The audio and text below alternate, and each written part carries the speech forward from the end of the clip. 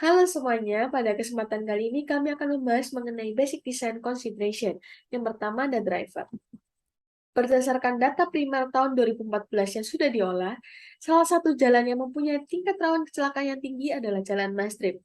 Hal ini disebabkan karena jalan tersebut merupakan jalan kolektor primer yang menghubungkan kota Surabaya dengan Kabupaten Gresik yang merupakan kota industri. Berikut adalah contoh kasus kecelakaan yang terjadi di jalan tersebut. Sekitar pukul 1:48 dini hari, seorang pengemudi motor melaju dari arah barat ke timur dengan kecepatan yang sangat tinggi dan tidak berkonsentrasi, sehingga pengendara tidak mengetahui bahwa adanya jalan berlubang yang menyebabkan pengendara tersebut terjatuh. Menurut jurnal yang saya dapatkan, berikut beberapa faktor yang berpengaruh terhadap konsentrasi dalam mengemudi. Yang pertama ada kondisi jalan, kondisi keluarga, operasional, manajemen perusahaan, kondisi cuaca, dan kondisi lingkungan. Untuk menghindari beberapa faktor tersebut, ada beberapa tips yang bisa dilakukan sebagai pengendara. Yang pertama, hindari berkendara pada jam rawan mengantuk. Apabila terjadi masalah internal, sebaiknya diselesaikan terlebih dahulu. Dan apabila terpaksa, menepilah terlebih dahulu. Dan yang paling penting adalah beristirahatlah dengan cukup. Pada hari ini saya akan menjelaskan mengenai traffic control device. Traffic control device ini merupakan alat yang membantu untuk mengontrol sebuah lalu lintas. Namun jika penggunaan traffic control device ini salah, maka juga dapat menyebabkan kecelakaan yang fatal pada lalu lintas. Nah, di sini saya akan memberikan contoh penggunaan traffic control device yang salah, yaitu seperti ini. Kita melihat ada sign untuk menyeberang, namun tidak terdapat zebra cross di sini. Nah, hal ini cukup beresiko sehingga pengguna jalan yang ingin menyeberang dapat menyeberang di sembarang tempat dan dapat cukup berbahaya, dan juga mengingat bahwa Jalan Ahmad Yani ini, Ahmad Yani Surabaya ini merupakan jalan primer, arteri primer, dan itu merupakan jalan dengan kecepatan yang di atas 60 km per jam, sehingga sebaiknya solusinya yang benar adalah memberikan penyeberangan jalan atau zebra cross di dekat lampu merah. Itu akan lebih aman bagi pengguna jalan yang ingin menyeberang. Saya akan menjelaskan mengenai basic design consideration yang keempat, yaitu vehicle atau kendaraan.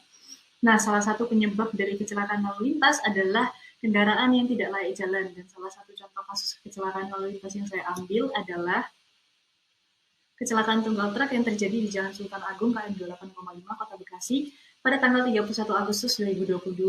Dan yang menjadi penyebab dari kecelakaan ini adalah truk yang overdimension dan juga overloading atau yang biasa kita dengar dengan sebutan truk odol. Nah, kecelakaan ini mengakibatkan 10 korban jiwa dan juga beberapa orang luka-luka. Dan truk odol ini sangat berbahaya tidak hanya bagi pengguna jalan, tetapi juga dapat menyebabkan kerusakan jalan yang lebih cepat.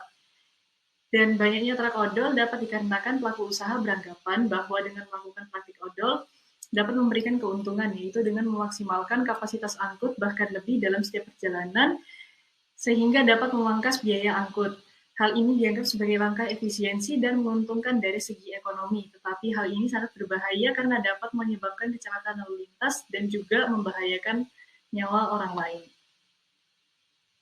Untuk menanggulangi kecelakaan yang disebabkan oleh kelebihan dimensi dan juga muatan adalah perencanaan rekayasa lalu lintas jalan, perencanaan dan pelaksanaan kawasan tertib lalu lintas yang lebih ketat, dan juga tindakan represif atau penilangan oleh pihak yang berwajib. Selain dari upaya-upaya ini, upaya lain yang dapat dilakukan adalah sosialisasi kepada pelaku usaha akan bahayanya praktik truk odol.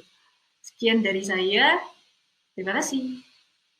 Pada kesempatan kali ini, saya akan menjelaskan mengenai salah satu faktor kecelakaan lalu lintas, yaitu faktor jalan raya.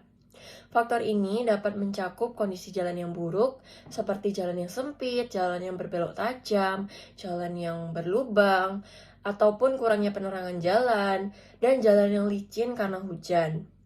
Berikut adalah salah satu contoh kondisi jalan yang buruk pada kawasan Margomulyo. Jalan yang berlubang seperti ini dapat menyebabkan kecelakaan tunggal bagi pengguna sepeda motor. Oleh karena itu, dalam mencegah terjadinya kecelakaan ini, baik adanya dilaksanakan perbaikan dan perawatan jalan, serta kesadaran pengguna untuk mengikuti aturan lalu lintas agar mengurangi kecelakaan yang disebabkan oleh faktor jalan raya. Terima kasih.